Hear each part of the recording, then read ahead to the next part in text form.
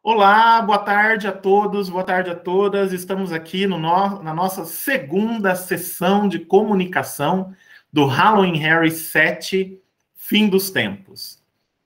E estamos aqui, então, com hoje nossos 6 comunicadores. Hoje é dia 8 de dezembro de 2021.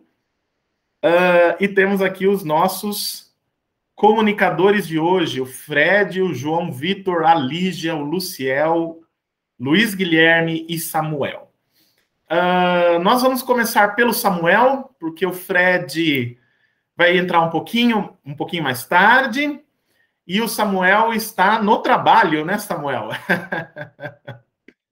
Então, vamos lá, já vamos começar aqui as comunicações. Eu agradeço, claro, aos comunicadores, né, que são todos meus orientandos. Agradeço quem está aqui conosco, nos assistindo neste momento e que vai nos assistir depois, quando essa sessão de comunicação estiver no canal do Halloween Harry no YouTube. Então, já agradeço quem vai assistir depois também, né, quando ela estiver gravada, e agradeço quem está aqui ao vivo com a gente, tá bem? Então, passo a palavra para você, Samuel. Você tem aí 10 minutos para apresentar o que você está pesquisando. Ok, muito obrigado, Cido. Boa tarde, pessoal. Rapidinho, posso transmitir uma apresentação de slides mesmo assim? Maravilha. Eu vou colocar aqui também um cronômetro de 10 minutos, mas se tiver alguém aí responsável por cronometrar o tempo, por favor, aí também, podem me interromper à vontade. Vamos lá. Aqui, ó, vocês conseguem... Peraí, aí, agora vocês estão conseguindo ver? Alguém só responde com a voz, por favor, que eu não consigo ver. Aí, perfeito. Então vamos lá, então. Minha pesquisa, então, é focada em estudar o mito e a tragédia na obra Os Filhos de Húrin, do escritor britânico J.R.R. Tolkien, né? Eu estou fazendo meu mestrado aqui em estudos literários na UFCelar, sou da casa, meu orientador é o digníssimo aqui, o professor Cido Rossi, né, que apresentou aqui, começou nosso encontro de hoje. E, bom, basicamente, o que eu posso dizer sobre essa obra, né? Ela tem esse título aqui, digamos, original, entre aspas, né, o Narni Húrin, que é, na verdade, o Conto dos Filhos de Húrin em Sindarin, que é uma das línguas élficas que o escritor britânico criou para permear o seu universo ficcional, né? E, dentre as várias línguas, essa aí é utilizada naquela região e tempo a qual a história se situa, né? Eu gosto sempre já de trazer uma imagem dessas, um título desse, já para dar, né, o escopo de quando a gente está falando dessa obra, porque dentro, então, do seu universo ficcional que permeia as suas obras, Os Filhos de Húrin vai ser uma das histórias mais antigas, ela vai ser uma das histórias primeiras de fundação de todo o seu fazer ficcional que vai vir posteriormente, né?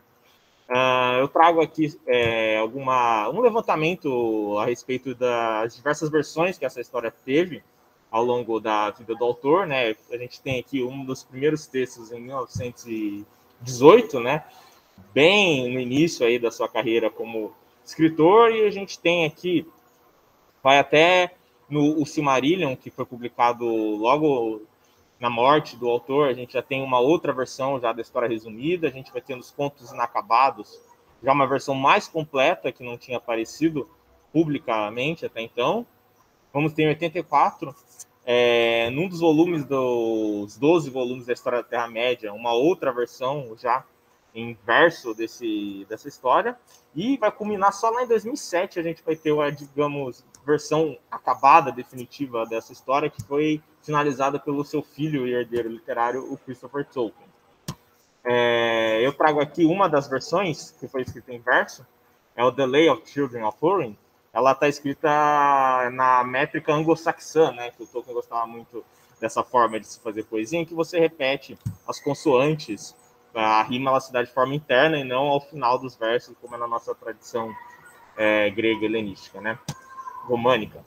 Mas, enfim, né, a minha pesquisa, então, começa como? Quando a gente está falando de tragédia, a gente vai, então, remontar na nossa tradição ocidental aqui, claramente, então, a Grécia, né? A Grécia é o berço da nossa civilização ocidental, como é conhecida, e quando a gente chega nas origens da tragédia, a gente não pode se desvencilhar, então, do estudo do mito, né? Eu sempre brinco que esse é o falso vínculo perdido, né? Porque esse vínculo nunca foi perdido, mas as pessoas acabam deixando um pouco de lado essa questão mitológica quando a gente trata dos gêneros clássicos da literatura. Então eu trago aqui justamente na palavra grega tragozoide, que é justamente a palavra para tragédia, que ela tem um significado então de tragos ode, que seria o quê, né? Ode de ode, justamente, né? De canto, de louvor. E tragos é uma palavra grega para bode. Então a tragédia seria nada mais nada menos do que a ode ao bode. E esse bode é ninguém mais, ninguém menos do que o deus Dioniso da tradição grega, que, né, o deus do vinho, o deus da loucura. Então eu vejo já logo na obra do Albin Lesk, por exemplo, ele vai fazer uma análise dos ditirambos, que eram cultos ao deus Dioniso, uma tradição religiosa grega, em que as pessoas sacrificavam bode, se banhavam com sangue, tomavam vinho. E essa forma religiosa, usavam máscaras de bode, vai ser utilizada posteriormente na construção do teatro grego. Posteriormente, quando a gente vai ter a polis, a cidade-estado, esses cultos eles vão ser ressignificados para teatros públicos, concursos de teatro, e daí que a gente vai ter, então, a formação dos grandes tragediógrafos, das grandes tragédias gregas que a gente conhece, né? Sófocles, Eurípides, o Édipo Rei, né? Que vai ser uma obra que eu vou utilizar bastante na minha pesquisa.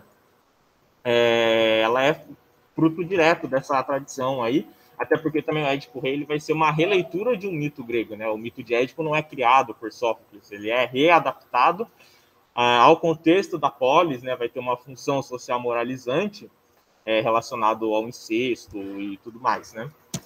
Uma obra também que eu não deixo de recorrer sempre, assim, esse é um tratado magnífico, é a Poética de Aristóteles, né? Um texto pilar aqui do curso de letras, dos estudos literários, e quando a gente fala de tragédia, então esse texto se torna mais basilar ainda, que justamente considerado o primeiro texto de crítica literária do Ocidente, e ele faz uma análise geral, né, do fazer poético, ou seja, né, do fazer ficcional, mas mais especificamente ele vai tratar então do drama, e dentro do drama ele vai tratar da tragédia, que ele vai falar que a tragédia vai ser o gênero mais elevado de todos, e vai citar o Édipo Rei como uma das melhores tragédias, né? Uma das tragédias mais bem-sucedidas de todas. Falando então no Édipo Rei, aqui eu trago alguns elementos aqui dessa obra que são referenciados pelo Aristóteles, né, no seu tratado, que ficaram conhecidos como os preceitos aristotélicos da tragédia. Eles estão sendo muito importantes na minha pesquisa, porque eles vão permitir que eu também recorra a outras tragédias, né, outros heróis trágicos de outras culturas, e aí a gente consegue traçar os paralelos entre essas figuras literárias, né. Eu trago aqui alguns desses elementos, né. A híbris, que é chamado de desmedida, é o caráter impulsivo do herói, dele querer se provar a todo momento, né? Ele não está satisfeito com a sua situação. Tanto que isso acaba levando, né, a armátia, o erro trágico. Ele vai cometer um ato aí sem ter noção do que isso vai gerar mais para frente, que vai ser revelado só na peripeteia, né? Vai ser um ato que gera um efeito oposto ao pretendido, ou seja, né, o herói ele vai cometer um erro trágico, pensando que está fazendo uma coisa, enquanto na verdade está fazendo outra, e só lá na frente vai ter esse reconhecimento, que é a chamada anagnórise, que ele vai entender que na verdade os papéis se inverteram, e isso gera então a catástrofe, né, ao sofrimento, ao horror, que não somente será compadecido do herói, né, mas de todos os espectadores, todas as pessoas que vão estar lendo ou que vão estar assistindo essa peça, vão estar sofrendo junto, porque esse vai ser justamente um dos pontos da catarse, que vai ser o tema-chave aqui da tragédia, né? Vai ser com que crie uma aproximação do leitor, do espectador para com o herói, para que então a gente tenha esse efeito de purificação, né? De purgação, em que a pessoa ela vai purgar os seus sentimentos através do herói. E quando a gente retoma o mito, a gente lembra, né, que não é à toa a expressão bode expiatório, né, o bode que é sacrificado para o bem coletivo, né? Então, da mesma forma, o herói trágico, ele sofre para curar, né, os seus espectadores, né? Ele vai ser essa figura que é sacrificada em prol de um bem maior, né? Aqui eu trago alguns slides só que vão ilustrar um pouco a história do Turambar, que vai ser o herói trágico da peça, da obra do Tolkien, que comumente se chama de romance. Eu ainda tenho algumas dúvidas com relação a isso, é uma coisa que ainda está para ser trabalhada, né? Mas, enfim, ele se torna um herói trágico por quê, né? Bom, basicamente, ele, assim como Édipo, ele é fruto de uma maldição de família, ou seja, né, o pai dele vai ser punido logo no começo da história por Melkor, o grande senhor do escuro da primeira era da Terra-média, e vai amaldiçoar toda a linhagem dele, né? Vai falar que seus filhos vão sofrer para que ele possa presenciar, né, todos os horrores que ele causou aos seus herdeiros. E um deles vai ser o Túrin, ele vai ser ocultado logo quando criança e, enfim, posteriormente, ao longo da vida dele, tem aqui uns episódios trágicos em que ele, sem querer, mata o seu melhor amigo, diferente do Édipo, né, que mata seu próprio pai, sem saber também. E o Túrin vai se casar com a sua própria irmã, também sem saber, diferente do Édipo, se casa com o Jocasta, sua mãe, né. Mas, novamente, então, retomando os preceitos aristotélicos, a gente vê, então, esses elementos chaves da tragédia que vão ser compartilhados aqui pelas duas figuras, né? Um herói trágico clássico, né? O mais clássico de todos, e um aqui que vai ser, então, uma releitura, uma ressignificação para uma mitologia ficcional para a Inglaterra, como o Tolkien vai chamar todo o seu universo ficcional, né? Bom, meu relógio aqui já está dando 10 minutos. Isso aqui é basicamente o que eu acabei de falar, então, né? Traço alguns paralelos aqui entre essas figuras. E o que mais falta, então, na minha pesquisa, eu trago também uma outra figura trágica para comparação, que é um herói trágico da mitologia finlandesa, de um texto pouco conhecido aqui no Brasil, que é o Kalevala, mas, enfim, ele também tem muitas semelhanças aí com ambas as figuras. E eu deixo aqui como recomendação para quem se interessar e querer saber um pouco mais sobre esse tema, tem a publicação aqui que o Cido e o Stefano organizaram, o Folhas da Árvore, a ficção de Tolkien, que eu tive o prazer de contribuir com um ensaio também, chamado justamente O Édipo Finlandês, Turambar, que aí eu vou trazer algumas informações a mais sobre esses 3 heróis trágicos aí que dizem tanto sobre a minha pesquisa. Bom, acho que é isso, então. Depois, aí, se alguém tiver alguma dúvida, alguma pergunta aí, no final, a gente tenta responder aí, se tiver tudo dentro do horário, beleza? É isso, então. Muito obrigado. Nós que agradecemos, Samuel. Parabéns, viu? Então, já passo agora a palavra para o João Vitor. Vai lá, João. Muito obrigado, Cido. Gente, muito obrigado por estarem aqui com a gente. E vamos lá. Primeiro que eu sou o orientando, né, a ovelha negra aí dos orientandos do Cido, que está vindo das ciências sociais. Então, eu estou mudando de campo, né, de estudo. E a nossa grande questão, né, desde o momento que a gente se encontrou lá na primeira reunião de orientação, o Senhor dos Anéis estava comigo, né, no coração.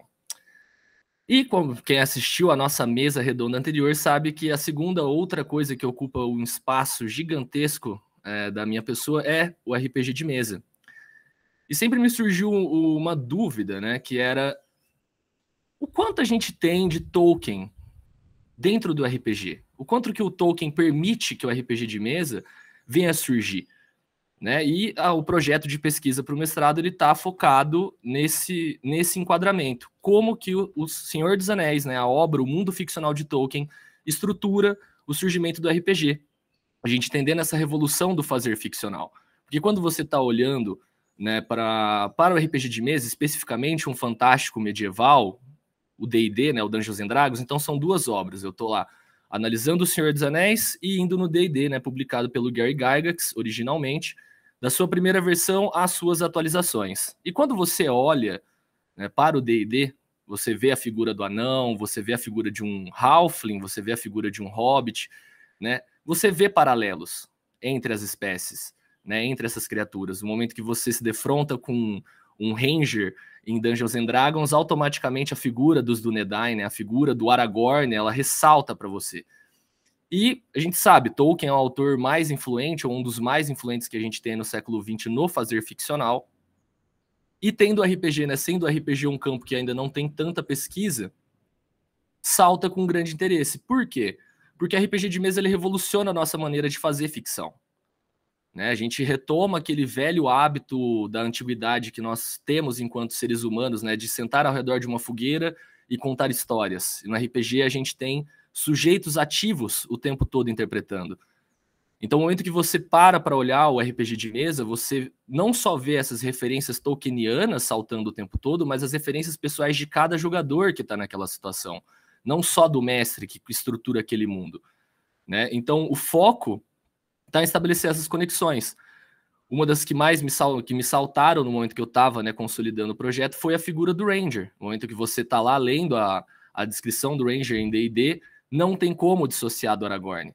Né, eles têm, inclusive, a mesma palavra, né? No português, eles traduziram agora essa classe para patrulheiro. Fora as localidades, a questão estética, né? Os lugares que você vem a se deparar em Dungeons and Dragons, que sempre vão fazer você lembrar de algum cenário de Senhor dos Anéis. Então, o exemplo que eu dou a vocês, a gente tem um universo, né, chamado Forgotten Realms, que é um continente gigantesco, com as maiores referências que podem imaginar de todos os tipos, cada região tendo uma temática.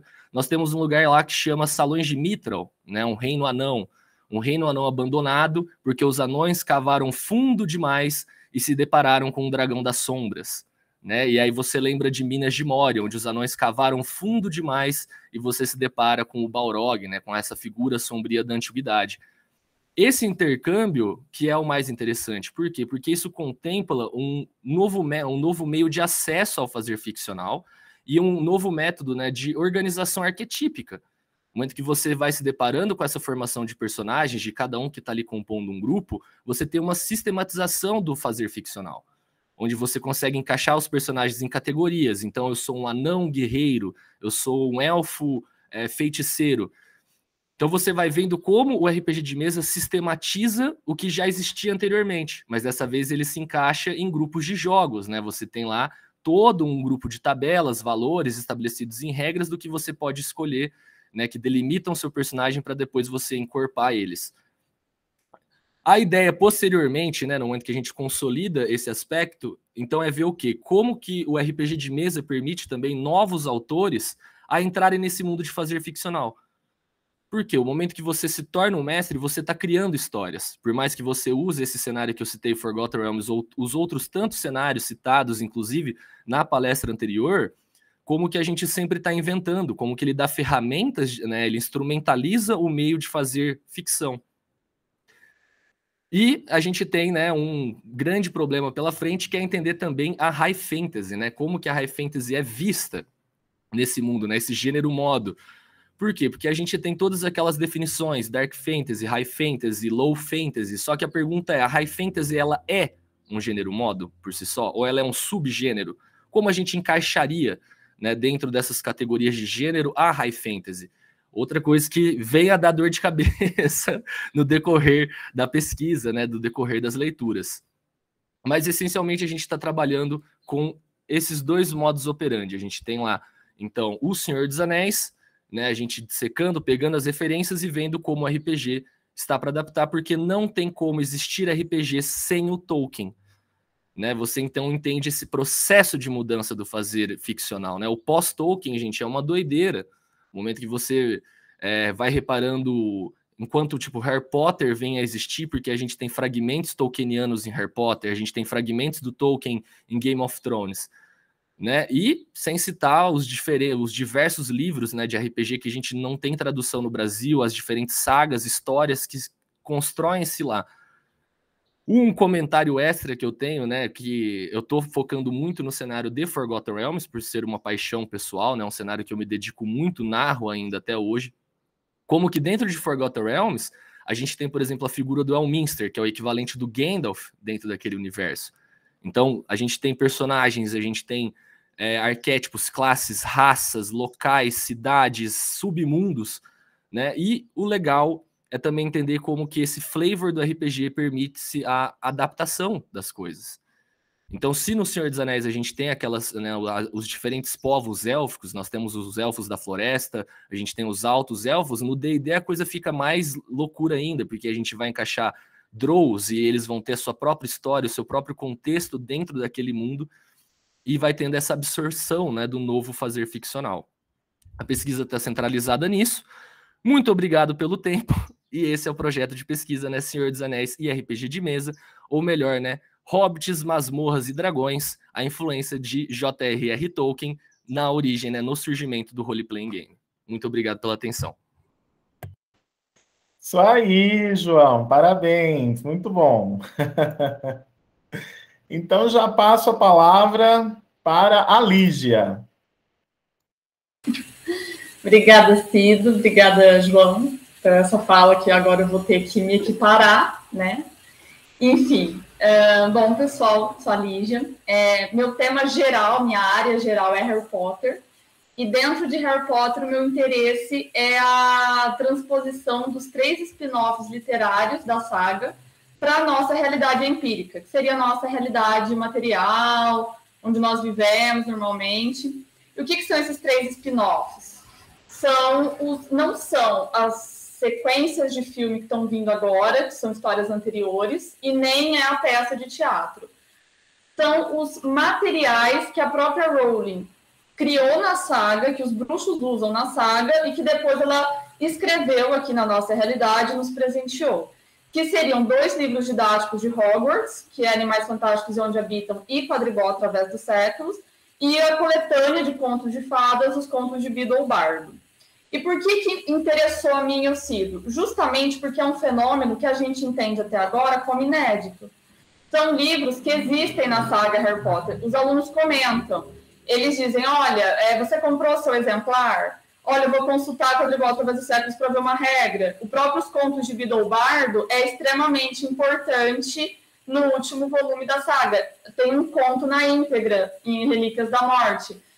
E a edição que a Rowling publica tem os comentários do Dumbledore. Então, isso de livros que até então só personagens de uma saga tinham acesso, e agora nós, leitores, temos, a gente entende como inédito.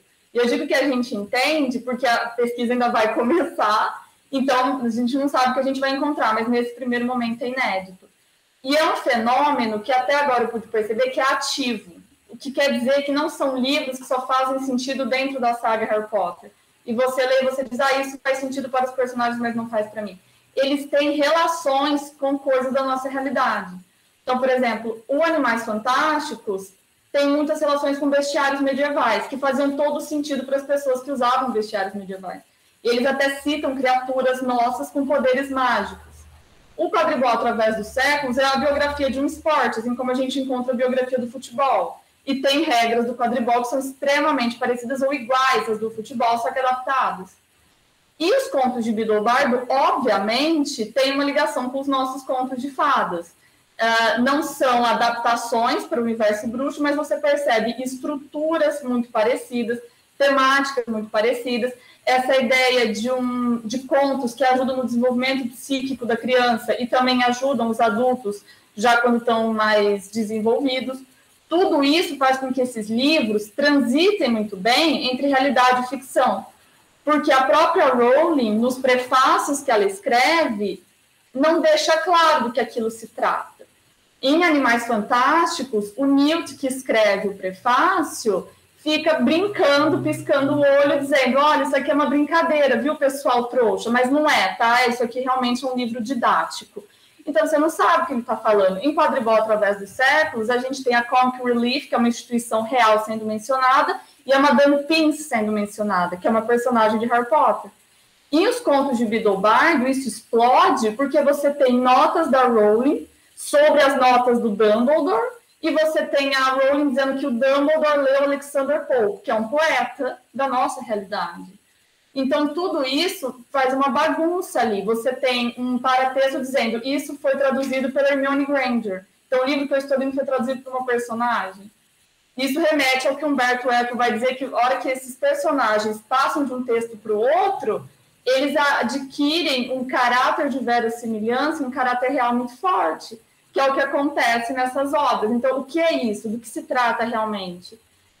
E é um conceito de mistura entre realidade e ficção que a gente já observa antes da Rowling, mas não tão forte quanto nela, no Borges e no Cortázar, por exemplo. Em ficções do Borges, a gente tem contos em que ele está resenhando livro que não existe, autor que não existe, mas ele está deixando muito claro que para ele existe. Parece uma resenha para um jornal, Tanto que as pessoas mandam cartas para o Borges e dizem: quem é esse autor? Onde encontra os livros dele? Porque ele não quer que pareça ficção, ele quer que pareça que aquele autor pode ser encontrado em qualquer livraria. E o próprio Cortázar, em O Jogo da Amarelinha, coloca um autor ficcional, Morelli, que está escrevendo um livro que é desmontável, que é um livro que tem trechos de jornal, que tem todo tipo de gênero textual e que você pode ler do jeito que você quiser. É O Jogo da Amarelinha que ele está propondo. Então, o livro que eu tenho em mãos é o livro que o Morelli está escrevendo, mas não é tão forte quanto a Rowling, porque o Cortázar deixa subentendido. O que a Rowling faz é muito claro. Ela pega esses livros até então inexistentes para nós, existentes para os personagens, e põe na nossa mão. Mas ela põe na nossa mão sem dizer é real, é ficcional. Ela só põe. E aí nós, leitores, temos que comprar esse jogo e nós temos que procurar nessas obras o que elas são, que é o que eu também estou tentando fazer. E aí, para fazer isso, existem duas possibilidades de análise, que é uma abordagem mais analítica, comparando mais diretamente com os contos de fadas, nesse caso, usando os contos de Biddlebardi, deixando os outros spin-offs, assim, não de lado, mas não dando tanta atenção. E uma outra abordagem que é mais teórica, que é entender o fenômeno em si, como que ele vai jogar com os conceitos de mimesis, realidade, literatura, e pensando no Cortázar e no Borges, já que em outras obras deles eles também fazem esse tipo de jogo com a realidade, e investigando talvez outros autores que tenham feito o mesmo que a Rowling, ou não exatamente o mesmo, mas talvez mais do que ela, talvez menos do que ela, mas entender de onde está vindo esse fenômeno na literatura e o que ele significa para a gente como leitores e para a nossa própria realidade, porque é um questionamento da realidade muito forte. Você lê as notas do Dumbledore, parece que você está lendo um ensaio. E aí você pensa, mas não é um ensaio, o Dumbledore é um personagem. Mas isso não te impede de encarar como um ensaio, muito mais forte do que você, assim, essa mistura que ela faz invade a realidade de tal maneira que os nossos conceitos de realidade acabam muito bagunçados, que é o que a Rowling faz de melhor no que ela escreve. E eu acho que é isso, gente. Eu resumi bastante, mas é isso. Passo a palavra para o próximo. Muito bom, Lígia. Parabéns, viu? Maravilha. Então, vamos lá. Vamos agora ouvir Luciel falando sobre suas pesquisas. Vamos lá. Oi, gente. Primeiro, falar que eu fiquei aqui o tempo todo sorrindo, ouvindo a pesquisa da Lígia, já fiquei empolgado. Porque, né, sou suspeita a falar, mas... Enfim, boa tarde a todos. Eu estou muito feliz de apresentar a minha pesquisa aqui, até porque a minha pesquisa nasceu no evento Halloween Harry, afinal de contas.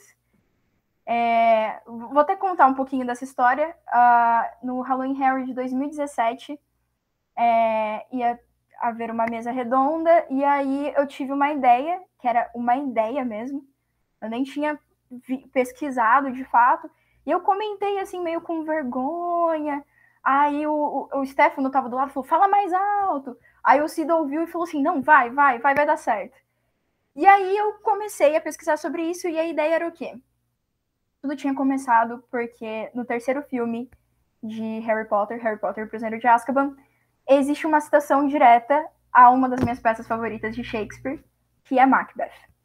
E aí eu pensei até onde essa relação entre o universo de Harry Potter e Shakespeare poderia acontecer. E eu comecei a pesquisar, primeiro mantendo o foco nisso do Prisioneiro de Azkaban com Macbeth, e aí vendo os pontos, e tudo começou a fazer sentido, muito mais sentido do que eu esperava que pudesse. E não só no filme, né? Porque começou com essa relação da citação, que é uma fala das três bruxas, que é do Double Trouble. E aí eu fui pesquisando, e aí depois dessa minha apresentação eu conversei com o Cido, e foi quando a gente falou assim, não, isso aí é uma pesquisa.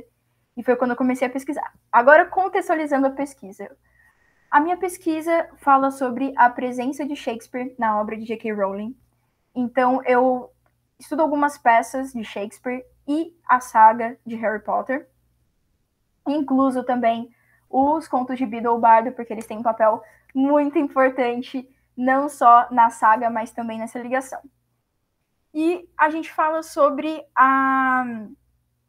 as relações intertextuais entre as peças, mas não apenas isso, mas a maneira como, pelo menos começou com uma leitura minha, mas que eu quero poder fazer com que outras pessoas também tenham a capacidade de fazer essa leitura tanto de Harry Potter quanto de Shakespeare, que é ver Harry Potter com os outros olhos, com a chave de leitura que Shakespeare proporciona, e também fazer o caminho inverso, que é ler Shakespeare com a chave de leitura que a J.K. Rowling proporciona, porque a gente está muito tempo acostumado de ver Shakespeare como algo que é absoluto, e sim, Shakespeare é um grande autor, ele influencia tudo, mas, de certa forma, as leituras começaram a ficar estagnadas. A gente está muito acostumado a ter as mesmas conclusões quando a gente lê as obras de Shakespeare.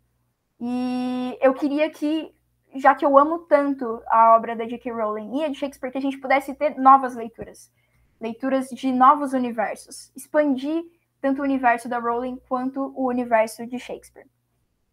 E além da situação direta que eu comentei no início da minha fala, que existe entre Macbeth e Harry Potter Prisioneiro de Azkaban, existem outras. Então eu vou falar alguns exemplos para atiçar a curiosidade de vocês, fazer com que vocês queiram reler essas obras, talvez, depois conversar comigo também.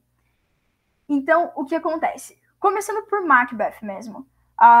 Eu não sei quem já leu Macbeth, mas resumindo, então, a gente tem essa história onde o Macbeth, um homem, ele é abordado por 3 bruxas.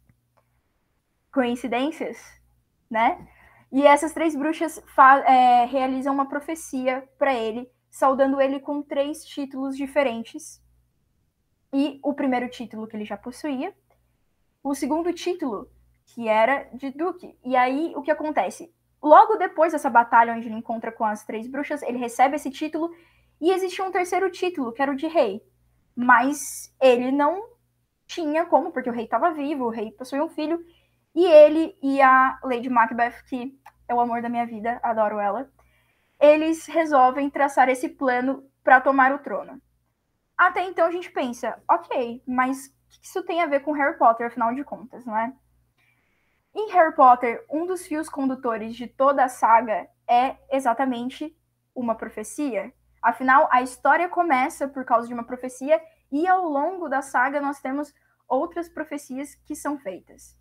E assim como em Macbeth, existe a profecia de que Macbeth vai subir ao trono, o Lord Voldemort recebe a profecia, quando ele está alcançando o auge do poder dele, de que vai vir alguém, um escolhido, um nascido, que vai ser o único capaz de poder derrotá-lo.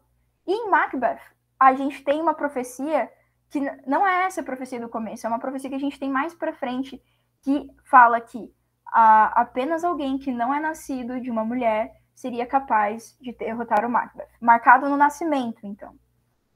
E essa foi uma das semelhanças que eu encontrei. E aí, para falar um pouco mais de outras obras, fugindo um pouco do Macbeth, eu comecei a pensar, ao longo da pesquisa, além de Macbeth, das semelhanças entre os personagens, a profecia, tem também muito a questão do tempo, que a gente vê, inclusive, em Prisioneiro de Azkaban, não só por conta do vira-tempo, né, mas eles estão o tempo todo essa luta contra o tempo, mas também contra a morte.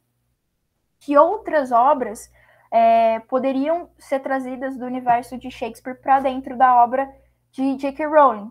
Então, uma outra peça também que eu carrego muito amor, marcou a minha adolescência emo, né, porque o maior e o primeiro emo de todos, eu ousaria dizer, que é Hamlet. Amo demais. Dramático que só ele. Em Hamlet, a gente tem a presença do fantasma do pai, não é? Que instiga o desejo de vingança do Hamlet, está o tempo todo instigando ele a vingar a própria morte. E tem essa presença paterna muito forte. Em Harry Potter, a gente tem a presença não só dos fantasmas do castelo de Hogwarts mesmo, mas a gente também tem a presença das figuras materna e paterna, tanto do Harry, mas, de certa forma, a gente também tem as figuras paterna e materna do Lord Voldemort. Então, em relação ao Harry, a gente tem essa figura paterna e materna que estão o tempo todo ali auxiliando ele, os fantasmas dos pais, mas também outras figuras paternas e maternas que ele tem ao longo da saga. Então, o padrinho, que auxilia ele num tempo, ele tem os professores, ele tem o próprio Dumbledore, que de certa forma é visto como uma figura paterna, a McGonagall, que é uma figura materna para ele. E em relação ao Lord Voldemort, a gente tem essa figura paterna e materna que são ausentes, mas que são parte importantíssima da grande motivação de por que ele é esse grande vilão, de por que ele tem essa obsessão com os sangues puros, né? Porque o pai dele, afinal de contas, era trouxa e foi responsável pela mãe dele. Eu amo esse drama de novela mexicana. A mãe dele ser apaixonada por ele e ter caído em desgraça depois de ter sido rejeitada e tudo mais. E, além disso, além dessas duas peças, existem outras peças que estão presentes. A gente tem, por exemplo, o Conto de Inverno, a gente tem nomes de personagens que aparecem em peças do Shakespeare, e às vezes não necessariamente coisas que estão relacionadas diretamente a personagens, mas era uma coisa até que eu estava comentando com o Cido, que eu refiz uma leitura de Hamlet há um tempo atrás com os meus alunos, e aí eu percebi que existem outros elementos muito mais sutis que permeiam essas duas obras e conversam entre si. Então, por exemplo, a gente tem elementos mágicos ao redor que permeiam várias peças de Shakespeare. Muitas vezes eles passam despercebidos, porque a gente está tão acostumado a não ver Shakespeare como algo sobrenatural, como algo fantástico, né? Que muitas vezes a gente já se acostumou a ter aquela visão de sempre, ok, Shakespeare, grandes obras, tragédias, comédias, mas vai muito além disso. Então, por exemplo, a gente tem a presença de poções. Um exemplo, por exemplo, que a gente não costuma ver como uma poção, mas é uma poção. Em Romeu e Julieta, assim, a gente sabe, quem não gosta de água com açúcar, eu sei, vai pensar, nossa, Romeu e Julieta, eu amo. Eu admito que eu amo. E a gente tem a presença do Boticário. E querendo ou não, se a gente pega de uma visão histórica, qualquer pessoa que mexia com substâncias que eram desconhecidas pela maioria das pessoas, e que faziam esses medicamentos, mas que nem sempre eram vistos como medicamentos, em diversos pontos da história foram considerados bruxos, afinal de contas, os alquimistas, todos que foram perseguidos durante a Inquisição, a caça às bruxas, tanto que, historicamente, que isso não é divulgado, ficou muito mais marcado para a gente a perseguição a mulheres bruxas. Mas os primeiros, se você pegar historicamente, os primeiros bruxos, realmente as primeiras acusações aconteceram dentro da igreja e eram homens que tinham esse estudo. E a gente tem esse Boticário dentro de Romeu e Julieta, por exemplo. E acho que o meu tempo já está até acabando, mas, para resumir, é isso. É possibilitar uma nova leitura de ambas as obras, tanto de Shakespeare quanto de J.K. Rowling. Maravilha, Luciel. Devo admitir, gente, que quando o Luciel disse que Hamlet foi o primeiro emo, e isso ele me disse já há bastante tempo, eu dei muita risada, hoje eu digo isso em aula. Adoro. E concordo, inclusive. Se ele tivesse um lápis de olho, certeza. Com certeza tinha. Na época, até Shakespeare usava brinco, né? Olha lá. Bom, vamos passar então a palavra agora para o Luiz Guilherme. Vamos lá, Luiz Guilherme. Conta para nós sobre sua pesquisa. Obrigado, pessoal. Vou começar então contando um pouco da história, da trajetória também. Eu cheguei para o Cido lá em 2018, né, no meu primeiro ano da graduação, muito interessado pelo gótico, né? Eu acho que eu adorava filmes de terror, Stephen King, que ele mesmo não gosta muito, e estava interessado nisso. Mas depois acabei tendo que prosseguir isso, né? Prosseguindo essas reflexões com a professora Karen, que me ajudou muito, me passou ótimas leituras, e me interessava muito a relação entre o gótico e a religião, né? E aí, depois a professora Karen Goluboev, quem não conhece, da área de alemão, deve ser lá, ela se aposentou, e aí eu voltei para o Cido, né? Bati na porta dele de novo e prossegui a minha pesquisa, só que aí eu mudei, eu já não sabia mais ao certo o que eu queria, né? E aí, assim, ele pede para a gente elaborar a lista de possibilidades, né? Para todo mundo que começa aquelas obras que você gosta. A minha lista de possibilidades era assim, tinha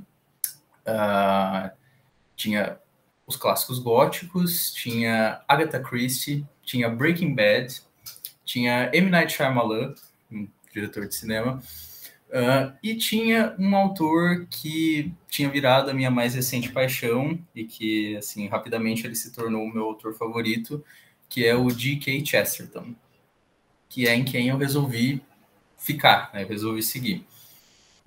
E eu resolvi estudar o Chesterton porque o Chesterton é um autor, bom, contextualizando, ele é um autor ali do início do século XX na Inglaterra, da era eduardiana, né, faleceu em 1936, e ele foi uma grande referência para autores, todos que foram citados aqui, para Tolkien, para J.K. Rowling, para Neil Gaiman, para Jorge Luis Borges, isso de dimensão direta mesmo, para a própria Agatha Christie. Só que ele é alguém que tinha sido, pelo menos no meio acadêmico, né, ele foi esquecido, né? Não se tem estudos sobre ele, muitas pessoas desconhecem mesmo a obra dele. Então, aí eu, investigando, né, a literatura, né, do Chesterton, começou a me chamar a atenção as junções que ele faz entre romance policial, né, e o fantástico, né, o modo do fantástico, as tipologias de contos de fadas.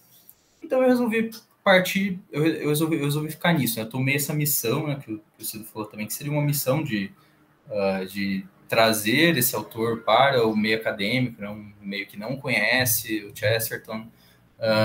E por que eu acho importante? Então, por que eu acho importante trazê-lo, né? Por que eu acho importante estudá-lo, né? Primeiro, por ele ser um autor dessa influência, né? Assim, dessa influência já citada nesses autores. O Tolkien, né, no famoso ensaio sobre histórias de fadas, né, ele fala do Chesterton com uma coisa que orienta o meu trabalho de pesquisa, né? Ele, depois de fazer toda a defesa dos contos de fadas, o recorte metodológico do que seria os contos de fadas, ele começa a falar das funções, né? Por que os contos de fadas são importantes para as pessoas. E aí ele fala que a função primeira é a recuperação, né? Fazer as pessoas recuperarem uma visão saudável do mundo, né? Porque as pessoas, elas acabam ficando muito familiarizadas, né, com o seu entorno, e aí isso acaba se banalizando. As pessoas não enxergam o mundo com as suas possibilidades mais, né? Os contos de fadas, eles mostram que a potência que tem escondida em um simples objeto, em uma vassoura, em um espelho, né?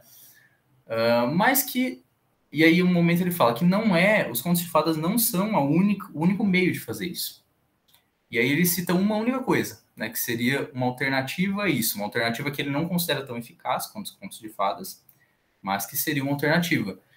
E aí ele dá o termo, né, que é o título da minha pesquisa. É uma palavra moorfolk, né, que é a palavra coffee room, escrita ao contrário.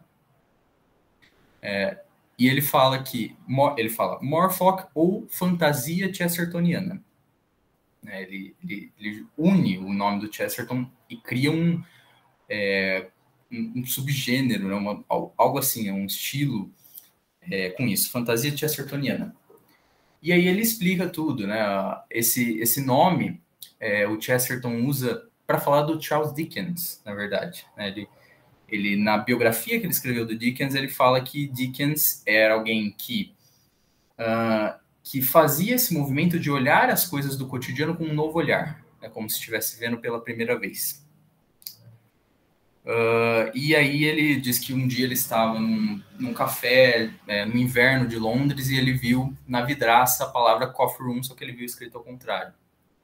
Ele viu escrito more folk. E que essa visão, esse movimento dá o tom de toda a obra do Dickens. Esse movimento de olhar as coisas com uma nova visão, como se estivesse olhando ao contrário mesmo, para ver uma extrema novidade, uma coisa que parece absurda, mas que é aquela velha coisa que você nunca tinha dado atenção.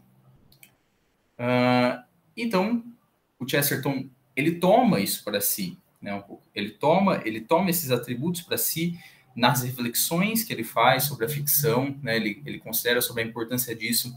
Assim como Tolkien, ele escreveu uma grande defesa dos contos de fadas em um livro dele que é uma apologia religiosa. É um livro em que ele vai dar a filosofia de vida dele, só que até chegar na religião, né? Mas ele parte de outro lugar, ele parte das considerações sobre a ficção, porque ele estava tentando se contrapor ao materialismo, ao cientificismo, às correntes em voga na época dele, que desprezavam essa visão saudável do mundo, né, como Tolkien chama, e que colocavam o homem em um lugar que para ele não era o lugar que o homem deveria estar. E ele fala que os contos de fadas foram o grande antídoto dele, né? E por isso ele usa muito dos contos de fadas na ficção dele, né? Na ficção dele. E esse uso que ele faz do fantástico, que não é um uso como o Tolkien faz, não é um uso de high fantasy, mas é um uso que, né, justamente nessa junção com o cotidiano, né, ele coloca simples elementos de Londres, né, comparando com contos de fadas, né, comparando com o mundo das fadas, comparando com o universo feérico. Ele imbui uma Londres, faz uma espécie de Londres mítica, isso, que foi uma coisa que influenciou muito. Eu gostaria de mostrar aqui, né, que é um dos motivos que eu acho importante, né, se trazer, se voltar a pensar o Chesterton. Eu vou apresentar aqui só para mostrar um autor como Neil Gaiman. Eu acho que todo mundo consegue ver aí, para ver, certo? Então, eu só separei aqui, né? Um personagem como Fiddler's Green, eu nem sei se é assim que se pronuncia, mas é um personagem de Sandman, de Neil Gaiman, que ele é totalmente inspirado em Chesterton, nas atitudes e na própria aparência. A aparência dele aqui, dá para a gente ver, né, aqui por essa imagem que eu selecionei, que foi até melhor, que parece muito o Chesterton. E o Neil Gaiman diz, o Chesterton, juntamente com o Tolkien e o C.S. Lewis, foram os autores que mais me influenciaram na juventude. Ao ponto dele fazer menções diretas e falar que muitas obras dele, ele sentia como se ele estivesse reescrevendo obras do Chesterton, né? Aqui eu coloquei, por exemplo, uma menção, uma dedicatória que ele faz no livro que ele escreveu juntamente com Terry Pratchett, Belas Maldições. Ele coloca na dedicatória: os autores gostariam de se juntar ao demônio Crowley ao dedicar este livro à memória de G.K. Chesterton, um homem que sabia das coisas. Então ele é alguém influente nesse meio. Mas o grande campo do Chesterton era a narrativa policial, a narrativa de investigação. Então, eu selecionei duas obras, né? São as obras O Clube dos Negócios Estranhos e Men Alive. Uma é uma coletânea de contos, são contos do Chesterton que apresentam um grupo de detetives, um mesmo grupo, e o outro é um romance. Os dois, eles usam a investigação, né, como tema central. Um é propriamente um policial, o outro, ele também tem muito de investigação, uma investigação sobre a vida de um sujeito, né? Ele reproduz até um processo de corte, né, de júri, de um tribunal. Então, a minha investigação parte da hipótese de que é através da investigação, da estrutura da narrativa de investigação, que o Chesterton pode ter encontrado o caminho para promover esse reencantamento do mundo. Isso que é o que ele busca, né? O mote central da obra dele, o reencantamento do mundo. A minha pesquisa investiga como ele promove esse reencantamento do mundo, partindo da hipótese de que seja assim, e, portanto, investigando como que essas coisas se casam, né? O policial enquanto um gênero e o fantástico enquanto um modo, né? Um modo ficcional, algo que se adapta a diversos gêneros e que está em diversas situações. Então, a pesquisa tem esses intuitos, né, de trazer esse autor, né, para o meio acadêmico, trazer as considerações e investigar algo que é central à obra dele, né, como que esse reencantamento do mundo, algo que era importante a ele, tanto a filosofia quanto as reflexões literárias dele, como que ele empreende isso na própria obra. Né? É isso. Desculpa se eu passei um pouco do tempo. Maravilha, Luiz Guilherme, parabéns. Não sei se eu já te disse isso ou se já disse para os demais orientandos e para todo mundo, mas o Fiddler's Green do Sandman é uma das minhas personagens favoritas de Neil Gaiman.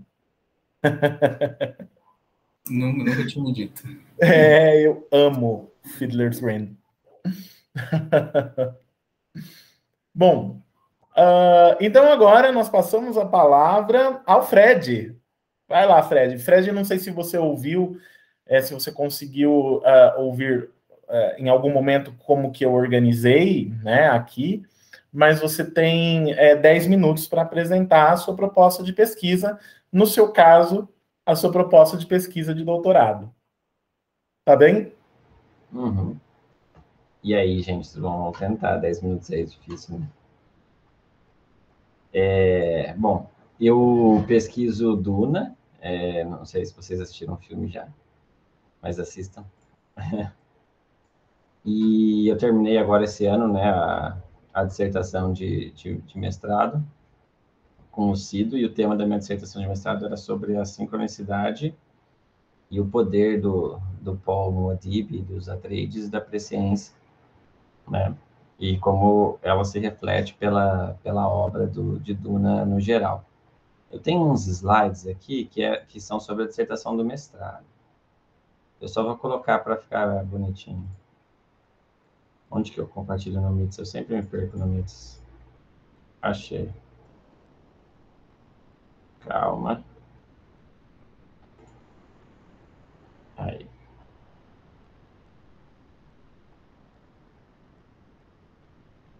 Só para ter um...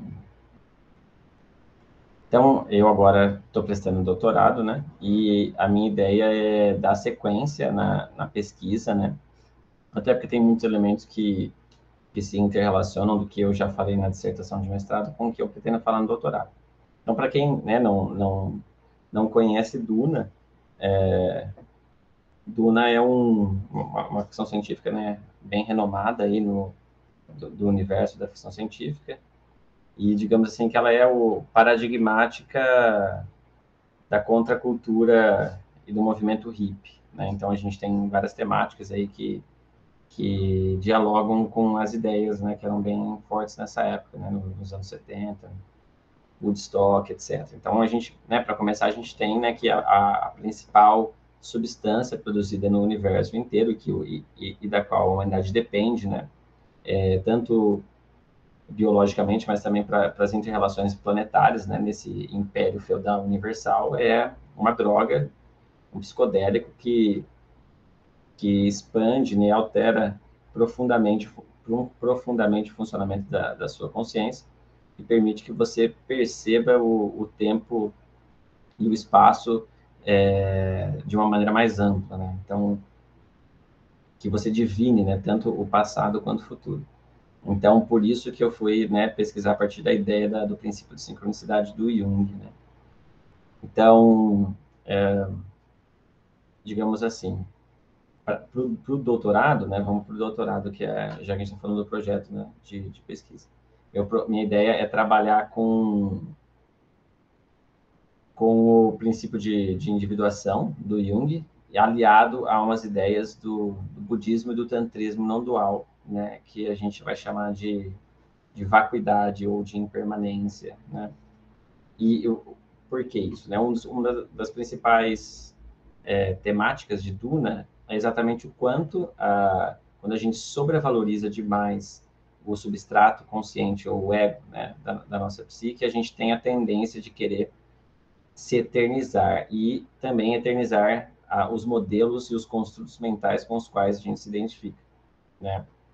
Então, por exemplo, nós estamos aqui no Brasil, né, em 2021, e a gente sabe que o paradigma evangélico, por exemplo, é muito forte, né? E ele faz de tudo para poder, esse paradigma cristão evangélico é muito forte, faz de tudo para poder se manter e ter os seus valores e suas premissas impostos sobre os outros, né? Então, quando a gente tem a discussão de que, por exemplo, estão querendo acabar com a família, né? E esse tipo com os valores do passado, né? A gente está exatamente sofrendo algo que Duna criticava, né? Que é exatamente essa tentativa da gente eternizar esses construtos mentais que a gente faz sobre a realidade, né? E aí o budismo traz uma ideia, o budismo não dual, né? Vai trazer uma ideia com um dos principais filósofos do budismo não dual, que é o Nagarjuna, que é a ideia de que não existe essência, nada, né? Nada é permanente, né? Porque essa tentativa da gente eternizar é uma tentativa de transformar o fluxo da realidade, que é de movimento, né, em algo estável, estático e parado. Somente dessa maneira a gente conseguiria eternizar um certo valor ou um certo construto mental como esse. Então, quando o budismo diz, né, o budismo não dual, né, que não existe uma essência, ele está negando, né, uma ideia lá do hinduísmo, que é a ideia de alma, né, e a ideia de Atman, que depois a gente tem também aqui no Ocidente, né, em outras vertentes, como o próprio cristianismo, que a gente está criticando aqui, desculpa se alguém é cristão. E então essa crítica é uma crítica da ideia de que é possível estar separado do fluxo de movimento e de impermanência do todo, né, o fluxo da realidade. Então, não existiria uma causa primária, que seria essa alma, né, que está num estado à parte, separado da realidade, que é mais ou menos até como, por exemplo, Descartes vai conceber, através do dualismo cartesiano, a ideia de alma e do homúnculo dentro da sua cabeça que está movendo ali, né, do fantasma na máquina, né, digamos assim. E então não existiria esse ser essencial, né, que é a causa primária das coisas, mas a realidade só existe enquanto infinitos processos interconectados, né, e que nessa própria interconexão certas condições aparecem, né, e se instanciam, digamos assim, se manifestam, né, a partir desse fluxo de indissociabilidade, né, e a nossa consciência que julga e dá significado e dá sentido para essa experiência da realidade, que é capaz de separar alguns desses elementos do todo e dar nome a eles, né, e, portanto, entender o seu funcionamento. Mas esse funcionamento das coisas não é absoluto. Ele depende tanto de nós, que estamos dando significado para ele, quanto de todas as infinitas condições que de uma maneira interconectada e interrelacional, permitam que aquele efeito aconteça, né, e se instancie, né? Então, essa ideia do budismo não dual de impermanência, ela vai aparecer como um dos principais temas de Duna, né? A gente vai ver isso bem forte a partir do terceiro livro, mais ou menos, né? E que vai ser uma temática que sempre se repete, sempre aparece, né? Que é essa contradição da humanidade querer, né, absolutificar, digamos assim, né, os seus construtos mentais e o quanto essa tentativa de forçar a realidade a encaixar, né, nessas formas que a gente cria é uma tentativa insana e que só pode levar à extinção, porque a gente vai acabar não permitindo participar desse movimento, né?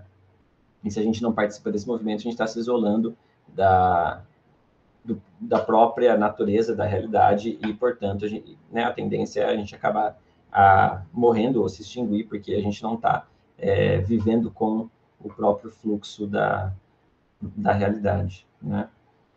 Eu não sei como está o tempo, Eu vi aqui o... Obrigado, Ciel. Eu só coloquei mesmo o slide aqui, mas não tem... Porque é da minha pesquisa do mestrado, né?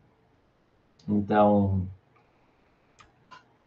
basicamente, a minha ideia para o doutorado é essa. E aí, assim, né, aliando isso à ideia de individuação, porque tem uma das visões proféticas de um dos personagens, né, que é o filho do Paul Muad'Dib, que é o Leto Atreides II.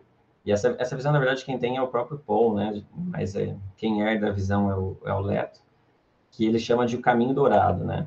E esse caminho dourado seria exatamente uma tentativa de reconciliamento entre o ego, entre a consciência, o substrato consciente e o inconsciente, né? E nessa tentativa de reconciliar, a gente não estaria mais sobrevalorizando demais o ego e, portanto, esse ego não teria essa tentativa de se eternizar completamente. Portanto, ele estaria permitindo que o fluxo caótico, né, e intuitivo do inconsciente tome a sua devida forma e o seu devido fluxo, né? O seu devido fluir, né, digamos assim. Então, acho que basicamente é isso, né, gente? Não sei se deu para dar uma introdução boa. Espero que sim.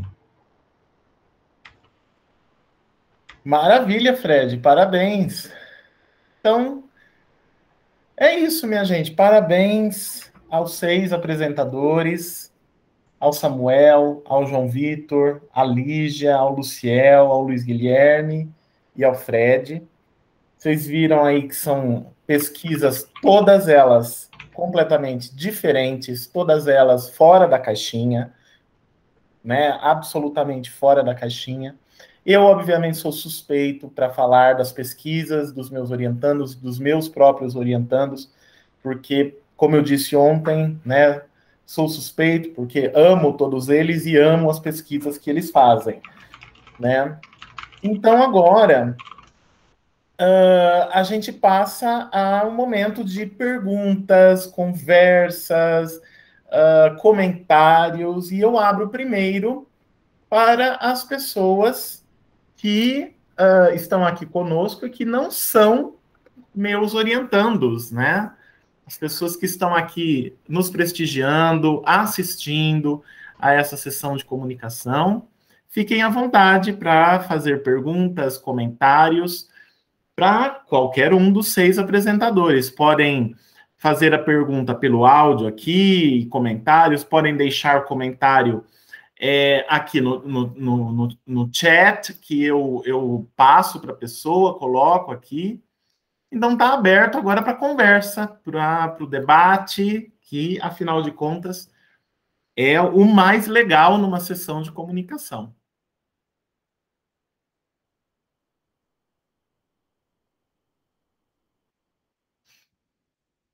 Pessoal mandando parabéns aqui, maravilha. Mas e aí, comentários, perguntas, pedidos de esclarecimentos?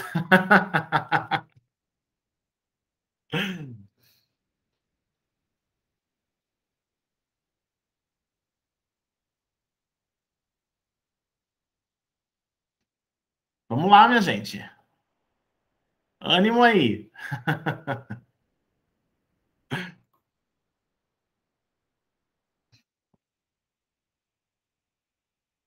Cido, posso fazer o comentário, então? Pode. Vou deixar a Verônica primeiro, depois eu falo. Bom, a Verônica Balestero fez um comentário aqui. Só queria indicar uma saga da Sarah J. Maas, que se chama Trono de Vidro. Nela tem uma participação importante da figura das 3 bruxas. Acho que o seu comentário, Verônica, vai mais para a pesquisa do Luciel, não é? Pode falar, Luciel. Comente o comentário. Eu já emendo o comentário, exatamente. Eu já tinha ouvido falar dessa saga, eu ainda não li, realmente. A figura das 3 bruxas é muito importante. apesar de que a gente vê a figura de 3 bruxas em diversas coisas, é que a relação na obra de Shakespeare e na obra da J.K. Rowling, né, tá mais atrelada, porque não são só as 3 bruxas, não são só 3 bruxas que andam juntas. Em Macbeth a gente tem 3 bruxas que são guiadas pela Hecate, né, que é uma entidade da bruxaria e também muito ligada à lua, a essas artes obscuras. E em Harry Potter, nos contos de Biddlebardo, a gente tem um conto dos 3 irmãos, que são 3 bruxos que têm um encontro com a morte, que também é uma entidade muito poderosa. É mais nesse sentido que você relação, mas eu vou dar uma olhada sim nessa saga. Eu tenho, a minha irmã, inclusive, qualquer coisa eu falo, lê primeiro aí, vê pra mim se tem a ver, ela é minha secretária, e aí eu peço essa ajuda, mas eu fiquei com interesse, sim, vou procurar, muito obrigada. O meu comentário ia, olha só que surpresa, pra Lígia, por que será, não é mesmo? Ora só! Eu gostei muito do tema da sua pesquisa. Isso foi uma coisa que eu sempre achei muito excelente no universo de Harry Potter, que a gente tem essas leituras que fazem com que esse universo se expanda e se torne mais palpável, né, para o leitor. Eu lembro que enquanto eu ganhei o quadribol através dos séculos, eu não tenho o Animais Fantásticos, infelizmente, mas eu já li também, e eu gostei muito, mas eu lembro de quando eu ganhei os contos de Biddlebardo, inclusive roubaram a minha edição capa dura, mas tudo bem. Eu lembro que para mim foi a coisa mais assim, minha mente explodiu, porque eles tinham citado ao longo, principalmente do último livro, sobre os contos de Biddlebardo, mas eu nunca achei que fossem ser contos que iam me dar aquela sensação de quando eu li contos de fada pela primeira vez, de quando eu era criança, não quando eu li contos de fadas já adolescente e adulto. E foi incrível, foi impressionante. E uma coisa que eu acho, que foi um pouco que você falou de trazer pro nosso universo, é que eu acho que, mesmo se você pegar uma criança, por exemplo, ou um pré-adolescente, que nunca assistiu, nunca leu Harry Potter, infelizmente essa é uma realidade, eu tenho alunos que sabem 0 coisas, mas eu tô colocando na cabecinha deles, plantando a sementinha. Mas se você pega um desses contos e lê para eles como um conto de fadas, uma fábula, eles vão 100% levar aquilo para a realidade deles. Então, eu achei a sua pesquisa excepcional, excelente mesmo. Eu queria saber, só por curiosidade, porque eu sempre pergunto para as pessoas qual que é o seu conto favorito dos contos. Que bom que você perguntou isso, Ciel. É uma pergunta que eu espero. Primeiro, eu queria agradecer todos os comentários e dizer que eu também fiquei doida quando eu entrei em contato com esses livros, quando eu estava lendo Harry Potter, porque eu me senti pela primeira vez uma aluna de Hogwarts. Eu pensei, a carta não chegou? Não importa, eu tenho os livros aqui. E eu peguei, a primeira vez foi o Animais Fantásticos, o primeiro que eu entrei em contato na biblioteca da minha cidade, e era uma edição antiga que tinha o carimbo da escola e tinha anotações do Rony e da Hermione. Eu fiquei assim, meu Deus, o que é isso? E a letra deles! Eu fiquei também doida. E eu fiquei doida também com os contos de Biddlebardo, porque eu pensei, agora eu vou poder ler esses contos. O que eles viram, eu vou ver também. E quando o Cido, a gente falando sobre o que eu poderia pesquisar em Harry Potter, ele me falou dessa possibilidade, eu falei, é isso, acabou, não quero mais nem saber do resto. Depois a gente vê o resto. Porque é realmente incrível. Eu acho que a experiência que a Rowling proporcionou para nós, leitores, com esses livros, é o que eu chamei no meu projeto de presente, porque é um presente que ela nos deu. É uma porta de entrada, eu acho, para o universo de Harry Potter, que nada mais dá, porque você está inserido ali, você está vendo o que eles estão vendo, você está lendo o que eles estão lendo, você está na pele deles, você está nos sapatos deles. É uma coisa, assim, fantástica. E o conto que eu mais gosto, eu acho que é O Coração Peludo do Mago. Eu até falo no meu projeto, olha só, meu Deus, tem resposta certa, cara. Eu adoro esse conto, até falo do meu projeto, que é um conto que eu acho que as pessoas não analisam mesmo esse conto. É um conto curto, as pessoas deixam passar. E eu adoro porque ele tem uma aura barba azul, e aí no final ele muda totalmente isso. E eu pensei nisso, gente, sexta-feira indo para o Extra fazer compra, eu fui pensando no meu projeto. E aí eu me dei conta de que esse conto me lembra muito as Horcruxes do Voldemort. porque esse mago tira o coração dele para preservar a sua vida, nesse caso, não só a sua vida sentimental, mas a sua parte física, porque ele diz, tem amigos meus que cometem loucuras por amor, eu não vou me sacrificar. E ele quer se preservar, ele arranca, e quando ele resolve colocar de volta, ele sente um remorso muito grande e morre. E eu lembrei na hora, eu acho que é o Dumbledore que explica isso para o Harry, eu não me lembro muito bem, que o Voldemort poderia se reintegrar, mas precisaria de remorso. E isso dói e isso pode ser fatal. E eu pensei, o mago morreu disso. Ele se reintegrou, sentiu um remorso tremendo e morreu. Então eu penso que é um conto muito curto, mas ele é muito profundo e as pessoas deixam passar batido. Eu preciso falar que eu tô muito feliz, porque também é o meu conto... assim, nem fiz parecer, mas é o meu conto favorito também. E isso que você falou da Horcrux é exatamente uma das coisas que eu mais associo com esse conto. Pelo fato dele ter retirado uma parte dele por conta do remorso e também de estar atrelado ao próprio Voldemort por causa dessa questão do amor. Porque uma das coisas que era uma oposição ao poder do Voldemort para o Harry era porque ele tinha o amor da mãe. Respondeu exatamente o que eu esperava. Muito obrigada. Lígia, é muito interessante essa sua leitura, viu? Desse conto. Você não tinha me falado sobre isso. Não, eu pensei sexta-feira, Cida. Eu me dei conta. E no extra, pois é. Olha, vocês sabem, né? Nós vamos ter um livro, né? Vamos publicar um livro com capítulos escritos pelos apresentadores aqui nas sessões de comunicação. De repente, você poderia pensar em escrever aí um ensaio, um capítulo de livro aí sobre essa teoria que é interessante. Eu me interesso profundamente pelas Horcruxes, né? Já escrevi, inclusive, um capítulo de livro sobre, e essa é uma leitura interessante. Eu acho muito, muito legal. O Samuel deixou um comentário aqui falando, né, mencionando justamente, né, esse conto, O Coração Peludo do Mago. Ele disse assim, total Shakespeare esse conto. O que vocês acham? Eu gostaria que o Samuel desenvolvesse, que eu me interessei bastante e gostaria que ele aprofundasse. Chamou pra briga! Não, porque eu adoro isso de Shakespeare e Harry Potter, eu acho fantástico, inclusive a pesquisa do Luciel, então, pelo amor de Deus, Samuel, não joga bomba e corre, não, filho.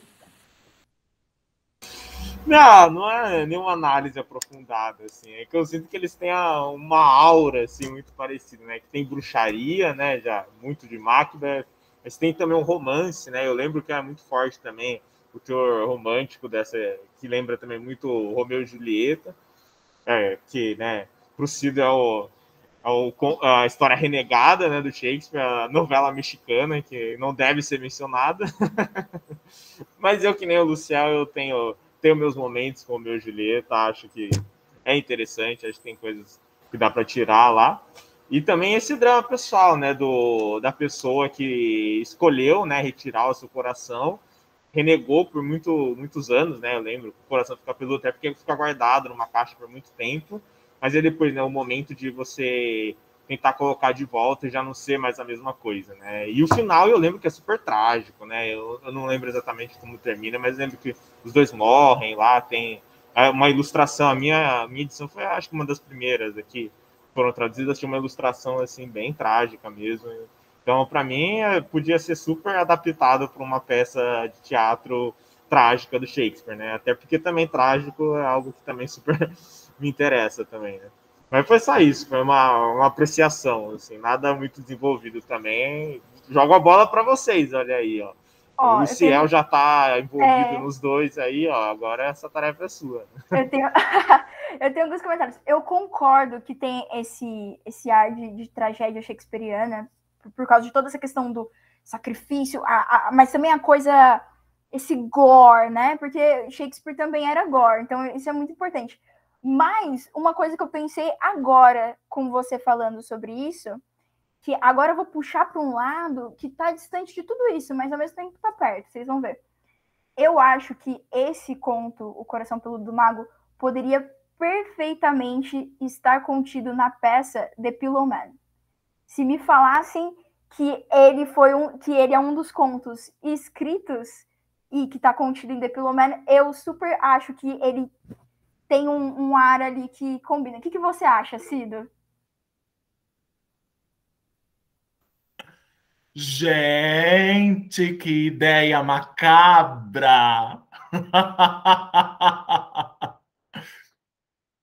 Olha, eu preciso reler O Coração Peludo do Mago. Faz muito tempo que eu li. Eu li na época do lançamento dos livros, né?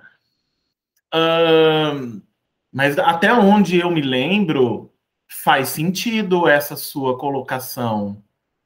Faz sentido. Ele poderia constar no Pillow Man, sim. Ele poderia, né, dentro daquele universo macabro, pavoroso, de contos infantis, que as crianças são as vítimas, né?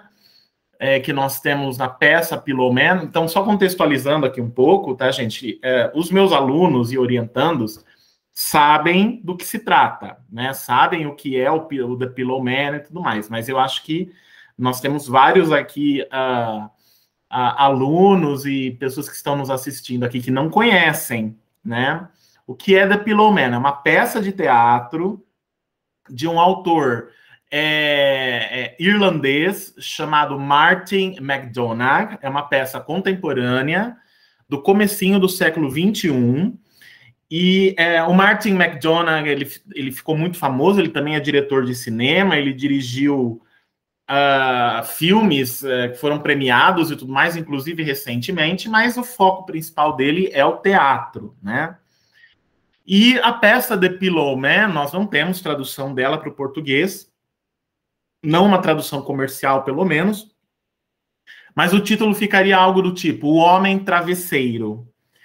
E essa é uma peça de teatro que junta uma série de coisas, né, que tem a ver com as pesquisas de vocês aqui. É uma peça de investigação policial, certo? É uma peça de investigação policial, em que nós estamos num contexto de um interrogatório. É uma peça minimalista, tem 4 personagens principais apenas. Ela tem um duplo enredo, o enredo que está acontecendo no interrogatório e os diversos enredos do interrogado. Quem é o interrogado, né? Que está sendo acusado de 3 crimes. Mas ele não sabe que ele está sendo acusado de 3 crimes no primeiro momento e nem quais são esses crimes.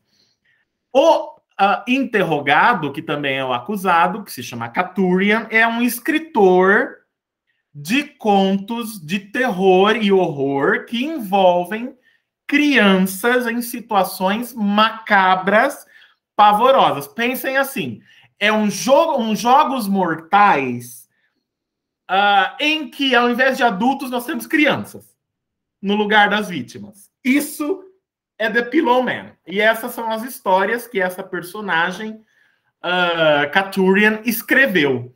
E aí nós temos todo o desenvolvimento, né, das 2 tramas. A trama do interrogatório, que é super tensa. E aí, ao longo dessa trama, né, os investigadores que leram os contos do Caturian e estão procurando incriminá-lo a partir dos seus textos. Por quê? Em dado momento da peça, nós descobrimos que os 3 crimes pelos quais Caturian está sendo acusado foram crimes cometidos de acordo com contos que ele escreveu, seguindo religiosamente aquilo que era descrito, que são coisas pavorosas, certo? São coisas horríveis. Inclusive, quando eu trabalho essa peça com os alunos, eu falo para eles, olha, não lê de noite. Se você tem medo, não lê antes de dormir, porque é muito forte, é muito impactante, né? Então, o que acontece, né? Os investigadores vão mencionando, né, os títulos das obras, dos contos, e aí nós vamos tendo paráfrases, né? Ou seja, nós vamos tendo acesso aos enredos, né, de alguns dos contos escritos pelo Katurian. E 2 desses contos, além da paráfrase, nós temos a contação deles no palco. Eles são narrados pelo próprio Katurian, ou por uma outra personagem, um dos investigadores, por exemplo. Ao mesmo tempo, eles são encenados no palco no momento em que são narrados. É o caso do conto que dá título à peça, The Pillow Man, que é um dos contos escritos por Katurian, e ele é terrível. E o meu preferido, né, que é The Little Jesus, né, a Jesusinha, que esse é matador, certo? Esse é aterrorizante.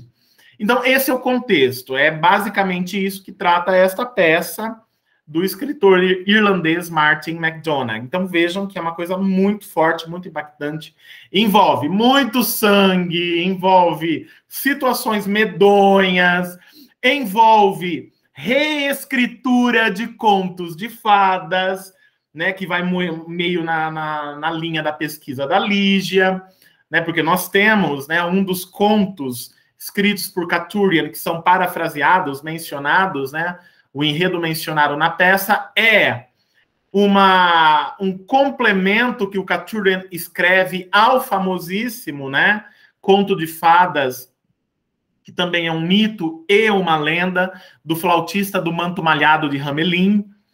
Então, vai nessa brincadeira também, nessa transposição, né, de algo que, no caso do flautista do manto malhado de Hamelin, é um poema que foi originado a partir de lendas e que depois foi, no caso da peça do McDonagh, foi transposto para o teatro. Mas dentro do teatro ele é um conto, é uma coisa maluca, né? É uma brincadeira incrível essa, né? Tem até a ver com as coisas que o Samuel estuda, por exemplo, a questão da mímesis aristotélica relacionada ao trágico e tudo mais, porque nós temos teatro e literatura unidos ali, né, nessa peça. Então, eu na minha leitura, né, até onde eu me lembro do Coração Peludo do Mago, com uma ou outra adaptação aqui, seria muito interessante. Sim, seria uma das histórias que Katurian teria escrito, não há a menor dúvida. E aí eu vejo aqui um comentário, o Luiz Guilherme colocou, né? A Serbian Movie. Na verdade, é a Serbian Movie, tá? Não é a Serbian Film. Não sei se vocês sabem, né? Mas esse é um dos filmes de terror mais inassistíveis da face da Terra. Inclusive, não sei se vocês sabem, mas aqui no Brasil ele é oficialmente censurado, tá? Aqui no Brasil, sim, ainda existe censura de filmes no Brasil. Aposto que muitos de vocês não sabiam disso, né? Mas ainda existe. O A Serbian Movie, ou A Serbian Film, é um desses que é censurado no Brasil. Então, ó, se vocês assistirem, encontrarem torrent por aí, é tudo vindo do exterior. Não tem nada aqui no Brasil sobre. Certo? Deixa eu ver aqui o que mais. Olha o Iago aqui mencionando, né? Eu seguia esse conselho, lia tudo à tarde com o sol raiando, né? Falando sobre The Pillow Man, porque o Iago morre de medo, né, Iago? O Iago sempre me disse que morre de medo da peça Pillow Man e de coisas que são assustadoras, né? Mas a pessoa pega e vai pesquisar Coraline, né? Então vai entender, certo? Deixa eu ver aqui o que mais. A gente tem... Samuel comentou, você está falando do A Serbian Movie inassistível? Não é tão inassistível assim. Vai, Samuel. Assim, eu acho que mais inassistível que a Serbian Movie seria a Centopeia Humana, para mim. É mais inassistível do que a Serbian Movie. Será que não... Ó, até pegando essa onda, porque eu acho que se a gente fosse comparar, então, com The Pillow Man, já que os contos envolvem mais criança, então seria mais na pegada de 120 Dias de Sodoma, que são adolescentes. Será que não é pior? O que? Desculpa, Luciel. Não... Ó, porque a gente tava falando do The Pillow Man, e aí o Luiz falou do A Serbian Movie. Aham. Mas será que não seria, então, já falando de filmes horríveis para se assistir, os 120 Dias de Sodoma? Uhum. Mas aí, no caso dos 120 Dias de Sodoma, a gente tem adolescentes, não é? Mas no Sober Movie não tem... Tem aquelas tem a coisas famosa lá, cena pavorosa que eu nem vou mencionar aqui. Não é necessário. Mas para mim ainda é Pink Flamingos, por causa de um motivo muito específico. Eu vi a cena do chocolatinho, se é que você me entende, quando eu soube que o chocolate era real, me deu uma gastura. Mas o Fred vai falar alguma coisa. Fala aí, Fred. Não, eu ia ver que eu falar que eu vi 120 dias de Sodoma no vezes 2. Para poder terminar. Porque... Então, meu caro, se você for assistir Pink Flamingos, talvez você assista no vezes 3. Certo? Olha, gente, que delícia. Eu tô amando essa conversa sobre filmes proibidões. Todos eles, viu? Que a gente tá mencionando aqui são proibidões, tá? A Rani fez um comentário aqui. Comentário à parte. Minha mãe entrou aqui no quarto bem agora e falou: não leio isso nem me pagando que morro de medo. Eu entendo a sua mãe, viu, Rani? Eu tava tentando falar pra ela, nossa, mãe, mas Philomena é tão legal, olha só. E ela, pelo amor de Deus, que horror! Ó o Samuel me provocando, né? O safado. Marquis de Sade, né? Opa, francês, risos, né? Não vou cair nessa provocação hoje.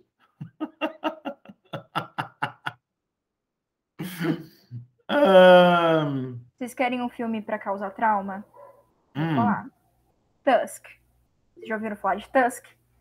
Ele muito, na maior parte vai parecer mais leve que tudo isso. O problema é que ele fica com você. E o problema é que o ator principal é o ator do meu filme de romance favorito. Então, olha a contradição de tudo isso. Eu não assisti até agora porque eu fico assim, vai estragar o filme pra mim. Mas, basicamente, vocês que têm podcast, vocês que gostam de investigação, vocês vão gostar. É um cara que tem um podcast e ele investiga casos inusitados, relatos de pessoas, tanto sobre coisas sobrenaturais como histórias malucas. E aí ele descobre que tem esse cara numa cidadezinha, que ele tem uma história de que ele ficou perdido um tempo no mar, e aí ele fez amizade com uma morsa. Daí ele vai para fazer a entrevista. Ele chega na casa, é um cara rico, um casarão todo esquisito, né? Aquela coisa clássica. Ele começa a fazer a entrevista, aí ele tá bebendo, ele começa a se sentir zonzo, e aí, de repente, ele apaga. Quando ele acorda, esse cara começa a relatar para ele que sente muita falta dessa amiga morsa, e que ele tá disposto a criar uma amiga morsa para ele, usando esse cara, através de cirurgias. Então, assim... mas aí esse mesmo princípio é um princípio de centopeia humana, não é? É Sim. O mesmo princípio que está sendo usado aí. Mas eu não sei nadar. Ou do Pele que Habito, né? Do Homo Pedro. Pele que Habito é bastante perturbador nesse sentido. Eu também acho. Você pega esses dois filmes pega os dois filmes e junta e coloca coisas horríveis nisso. É isso. Olha, aqui nós temos aqui sugestões aqui de filmes para a sessão da tarde, né? Todo mundo está dizendo que esses filmes que a gente está mencionando, Serbian Movie, Tusk, que foi mencionado agora, que mais? Cido, você me permite um comentário só, uma recomendação? Sim. Eu vou aproveitar que o Vinícius ele comentou, gente, então eu vou recomendar um Sessão da Tarde. Ele me lembrou que foi o filme mais traumático que eu acho que eu assisti nos últimos meses, que é Strange Circus, do Sion Sono. O filme começa muito leve, então eu vou dar um leve spoiler só das primeiras cenas, e aí vocês julgam o resto do filme. Né? O filme começa com um professor de escola, o diretor da escola, na verdade, lidando com a personagem principal, que é uma criança, né? E você descobre que o diretor é pai dela. O filme começa com ele levando ela até o quarto e colocando ela dentro de um case de violoncelo, aqueles grandes, com um único buraco. E ele se relaciona sexualmente com a mãe, na frente da menina, né? Você vê que a menina tá dentro desse case. E a cena posterior é eles trocando os papéis. Ele coloca a mãe dentro do case do violoncelo e transa com a garota. Então, assim, esse é o começo do filme. Eu tive nojo, eu tive repúdia. Chegou uma hora que eu virei e falei: olha, parabéns, Vinícius. Você me apresentou uma das coisas mais doentes que eu devo ter assistido na minha vida. Então fica a recomendação de sessão da tarde para vocês, Strange Circles, que é sensacional. Filho, a Serbian Movie dá de 10-0 nisso. Não, esse é só a primeira palhinha, assim. Tem coisas piores depois. Tem o Nojo também, vale a pena assistir, do Sion Son, é muito bom. Mas aqui você também mencionou aqui num comentário, né? Holocausto Canibal. Isso, né? O Holocausto Canibal ele me afetou por conta da matança de animais, né? E tem o Threads, que, se eu não estou enganado pelo que me foi falado, foi um filme que foi banido na Inglaterra uma época, porque eles tinham medo de causar ondas de suicídio por tratar de um desastre nuclear de maneira realista, né? Principalmente que ele ia ser lançado na época da crise dos mísseis lá em Cuba. Sim. Vale muito a pena também, vocês vão ficar na bad, porque o filme retrata da melhor maneira as sequelas e consequências de um desastre nuclear. Vocês vão ver criança carbonizada, gente carbonizada, aquelas coisas incríveis, né, desses filmes que a gente está recomendando. Adoramos. O Luiz Guilherme colocou um filme aqui que ele disse que é forte de verdade. Nós queremos mais informações, Luiz Guilherme, a respeito. Campo 731 Bactérias, a maldade humana. Já adorei esse título, que é um título longo demais, completamente sem noção, certo? Que é totalmente absurdo. Já gostei. Fala um pouco mais a respeito. Então, ele é um filme que foi feito com alguns relatos de alguns sobreviventes chineses dos campos de concentração durante a ocupação japonesa na China. Então, ele reconstrói algumas dessas cenas a partir desses relatos de experiências que eram feitas ali, e bactérias, porque eles injetavam bactérias no corpo das pessoas para desenvolver uma série de doenças, uma série de mutações, inclusive com crianças e tudo. Então é bem forte, assim, a nível de falar qual que é o filme mais forte, eu acho que esse é o que eu mais vi, o mais forte. Mas o engraçado é que a cena, de todos os filmes que eu vi, nenhuma cena assim me dá tanta repulsa, eu acho, quanto uma cena de Premonição 5. Olha só que absurdo. A cena de Premonição 5, em que tem uma mulher na cadeira do dentista e ali o operador a laser, ele começa a funcionar sozinho no olho dela. O laser é cirurgia de olho, não é dentista, é cirurgia de correção de vista, e é por isso que eu não fiz a minha até hoje, por causa dessa cena. Era isso mesmo. Essa cena eu acho terrível. A gente tem o It the Killer também, né? Muito bom para ver um pouco de violência, e ter Audition, né? Do Takeshi Miike, que são 2 filmes excelentes aí para você ver um gorezinho legal. Tem um lance também que é o terror involuntário, né? Você sabe, né?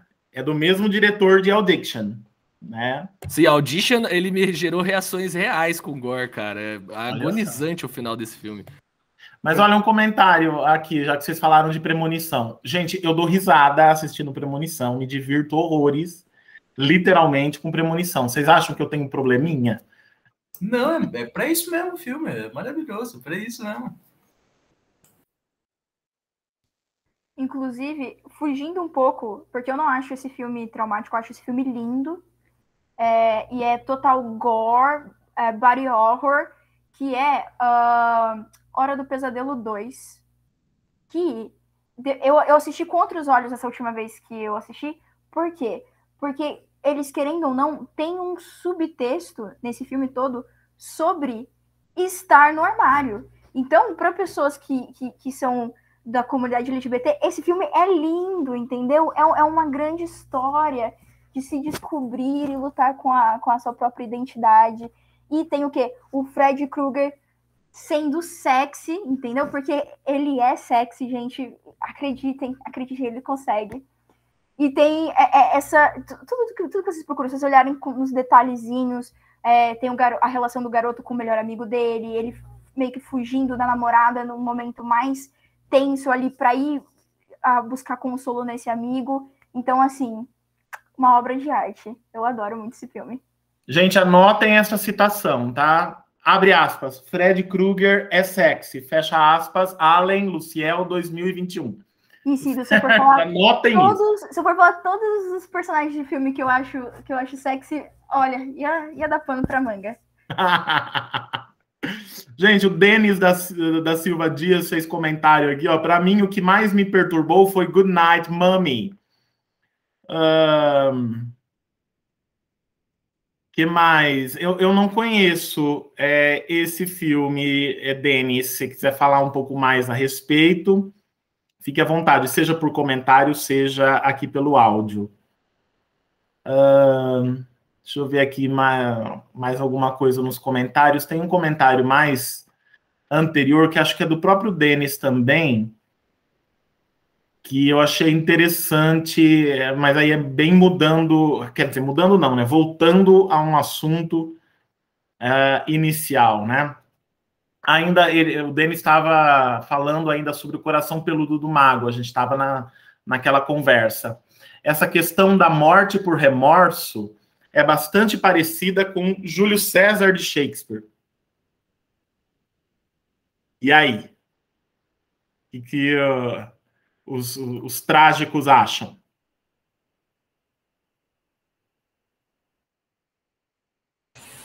Eu passo pro Ciel essa pergunta. Que é o especialista. Eu gostaria de consultar os universitários. Eu acho que... pronto, abriu o microfone. Eu acho que a gente pode relacionar assim. Eu acho que no Coração Peludo do Mago tem várias questões além do remorso, né? Porque no primeiro momento a gente tem essa renúncia a qualquer sentimento, ao amor. Então, a busca por ser um ser superior e relacionar isso a não ter emoções. A Lígia, acho que tu pode falar melhor sobre isso, se ela quiser falar depois sobre isso.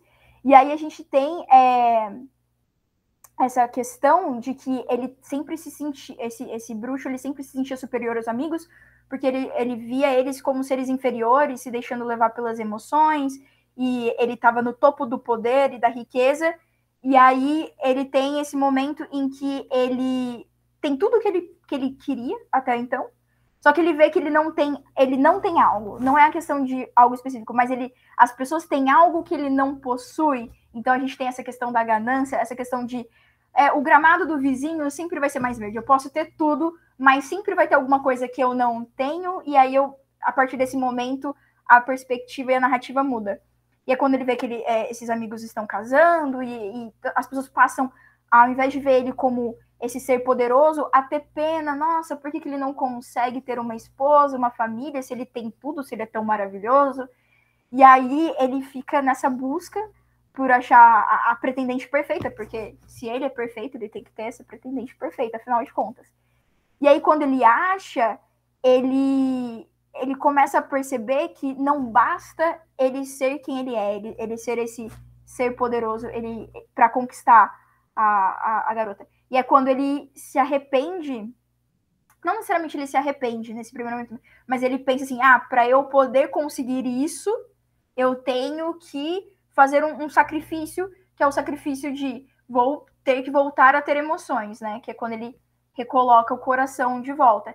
E aí sim é quando o remorso dele bate e ele enlouquece, e ele enlouquece a ponto de que ele sente tudo com tanta intensidade de uma vez só, porque o coração dele estava murcho, estava peludo, tinha passado anos e anos sem sentir, sem ter contato qualquer coisa, que ele enlouquece a ponto de que ele simplesmente vai lá e rasga o peito da garota, porque ele quer esse coração, porque o coração dela é puro, o coração dela é um coração que tá batendo forte e vigoroso, né? Então, realmente tem essa narrativa da questão da ganância, da cegueira, de sempre querer mais e do poder. E, no fim, é um remorso, mas é um remorso ali com uma pegada forte de violência. E aí eu vou falar de uma coisa, o Cido sabe o quanto eu amo Junji Ito. E aí, toda vez que eu vejo homens enlouquecidos pelo amor e não pelo amor exatamente, mas pela paixão e essa coisa carnal, a ponto de amar esse ser amado, me lembra de Tommy, que causa exatamente isso. Ela seduz e enlouquece os homens propositalmente para que eles coloquem para fora essa violência contida dentro deles e em relação a ela. Então, eu não sei se vocês conhecem Tommy, é um mangá, são várias histórias, né? Tem uma antologia, inclusive, tem o volume. Eu não sei se tem lançado em português o volume único, mas em inglês eu sei que tem.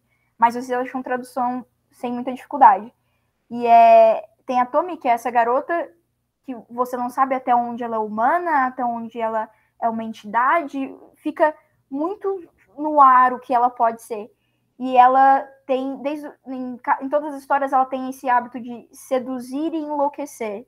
E na maior parte das vezes ela acaba sendo morta ou agredida por esses homens, a ponto de que ela usa isso para depois jogar de volta para eles quando ela reaparece, porque ela ressuscita várias vezes, ou ela aparece deformada por conta da violência que ela sofreu, para fazer com que esses homens enfrentem o horror do próprio ato que eles cometeram. Então tem um pouco disso também, da loucura, da paixão e do remorso. Acabei dando uma indicação aqui que eu não estava esperando, mas enfim, eu gosto muito. E para quem talvez não seja tão fã de mangá ou não queira ler por alguma razão, tem uma série da Netflix que chama A Garota de Fora. Eu adoro essa série. E assim, ela não é um pouquinho inspirada, ela é muito inspirada na Tommy do Junji Ito. E a série também é muito boa mesmo. Não, muito legal. Junji Ito é incrível, né? Com essa proposta, né? Isso é muito japonês, né? Isso que ele faz, né? Em Tommy é muito trazer, né? À tona a repressão do masculino e de tudo dentro do contexto japonês. É maravilhoso. Um comentário aqui do Vinícius. O McDonagh escreveu uma outra peça muito parecida com The Pillow Man, A Very, Very, Very Dark Matter, em que Hans Christian Andersen tem uma pigmeia que escreve para ele os contos. Aí ele chega até conhecer Charles Dickens, que também teve uma pigmeia. O enredo dessa peça é basicamente o conto do Caturian sobre Shakespeare. Exatamente, Vinícius. E eu estou seriamente pensando, é quase certeza que eu vou colocar esta peça na próxima versão da disciplina Teatro Britânico junto com The Pillow Man, porque realmente é uma coisa fabulosa. Deixa eu ver aqui o que mais. Mais comentários aqui. O Denis respondeu aqui sobre Good Night Mommy, que é um filme austríaco que fala sobre insanidade infantil. Muito interessante isso.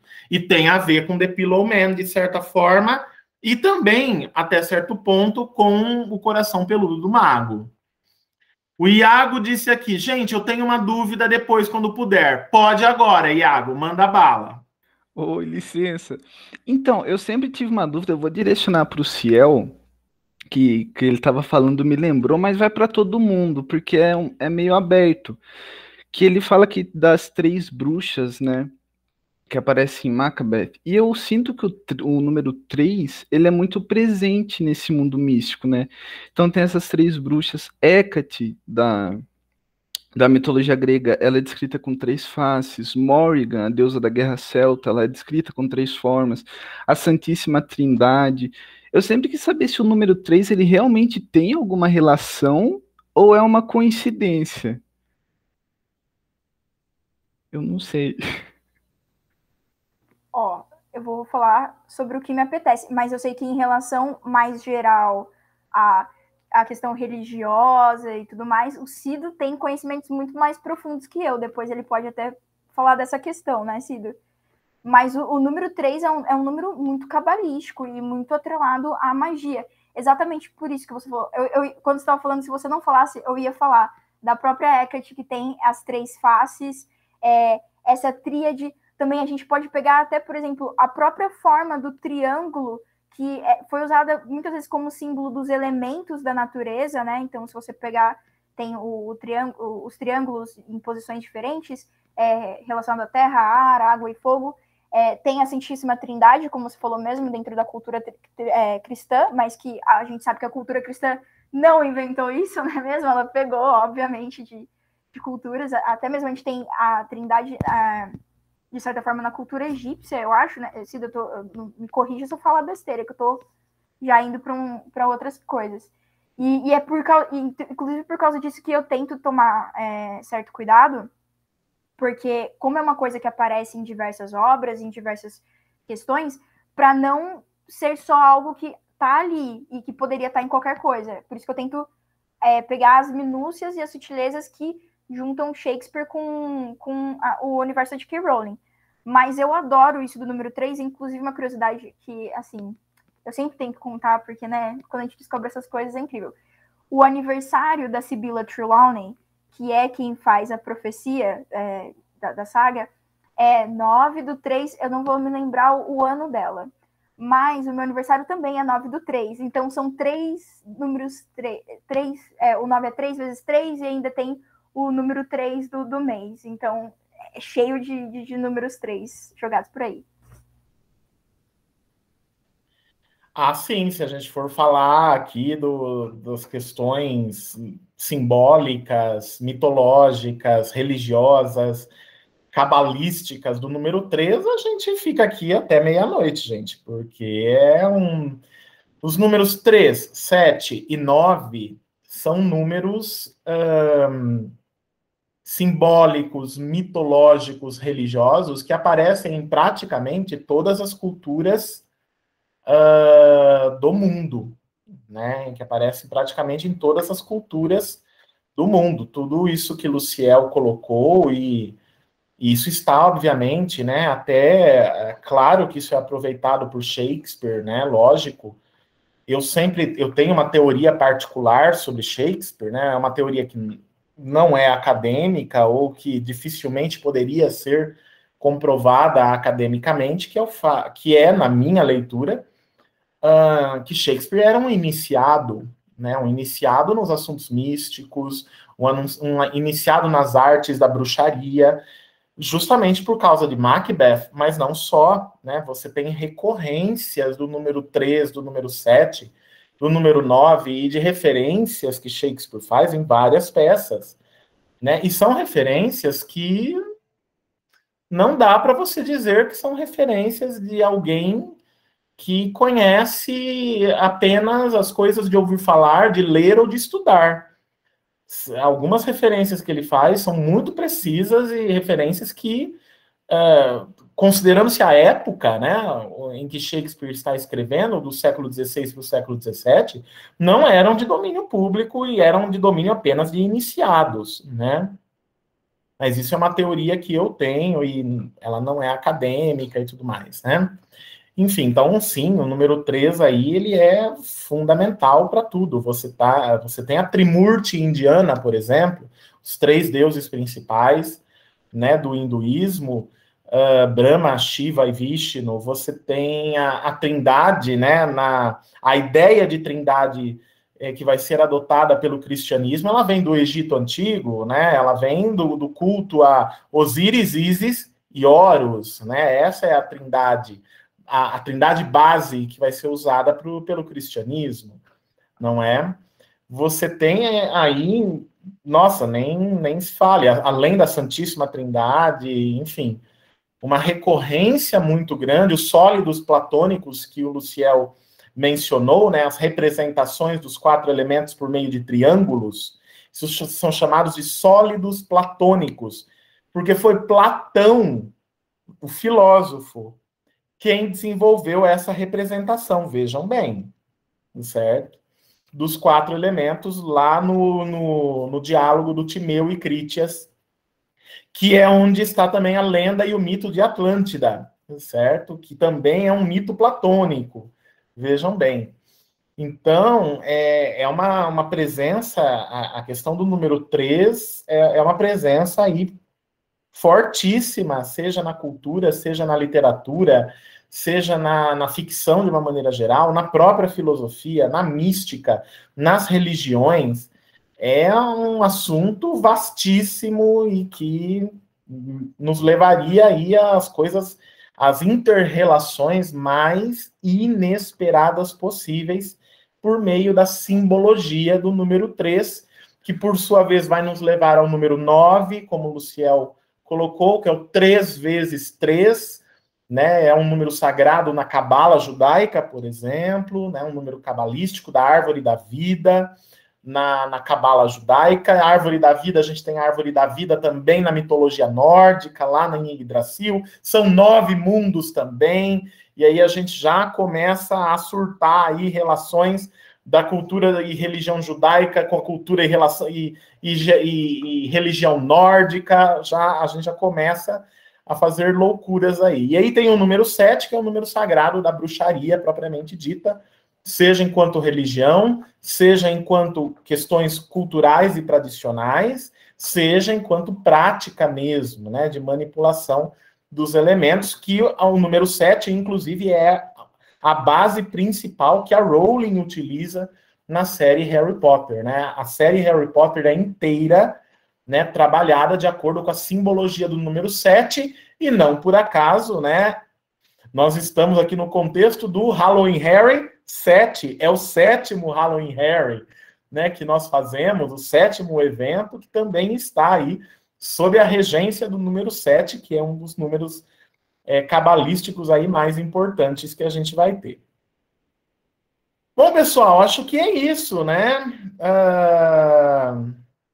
A Verônica colocou aqui, né? Só consigo me lembrar do Groot quando falamos da árvore da vida. O Groot é uma representação, né, em forma de personagem da árvore da vida, lógico, né? Ele é um ser imortal, inclusive, né? Bom, pessoal, eu acho que é isso. Mais alguém tem alguma pergunta, colocações para fazer? Se não, a gente pode encerrar aqui a nossa conversa on time, né? Precisamente às 18 horas. Qual é o filme do Terrence Malick, Luiz Guilherme, que você conseguiu lembrar aí? Árvore da Vida. Árvore da Vida, claro. Sim. Né? Tem o Brad Pitt, né, nesse filme, não é?